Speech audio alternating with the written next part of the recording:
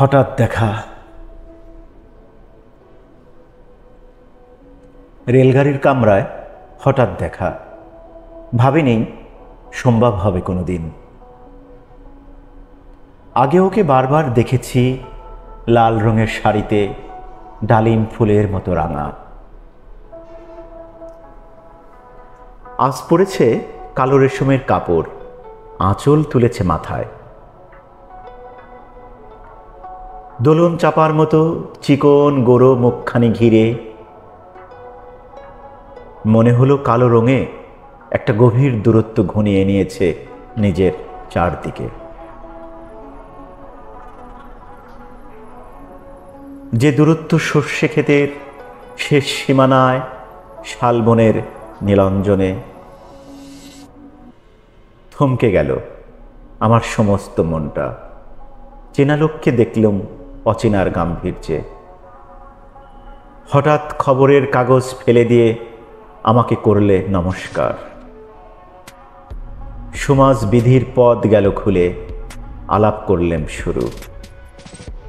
কেমন আছো, কেমন চলছে সংসার, ইত্যাদি। সে রইল জানালার বাহিরের দিকে চেয়ে, যেন কাছের দিনের ছোঁয়া স্পর হাওয়া চাহনিতে। দিলে অত্যন্ত ছোট দুটো একটা জবাব, কোনোটা বা দিলেই না। বুঝিয়ে দিলে হাতের অস্থিরতায়, কেন এসব কথা, এর চেয়ে অনেক ভালো চুপ করে থাকা। আমি ছিলাম অন্য ব্রেঞ্চিতে ওর সাথীদের সাথে। একসময় আঙুল নেড়ে জানালে কাছে আসতে। মনে হলো কম সাহস নয়, বসল মোর এক ব্রেঞ্চিতে। গাড়ির আওয়াজের আড়ালে বললে মৃদুস্বরে, কিছু মনে করো না, সময় কোথায় সময় নষ্ট করার। আমাকে নামতে হবে পরের স্টেশনে।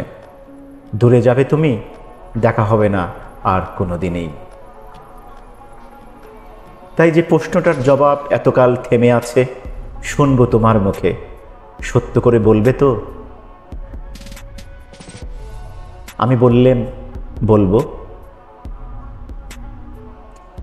বাইরের আকাশের দিকে তাকিয়ে শুধালাম,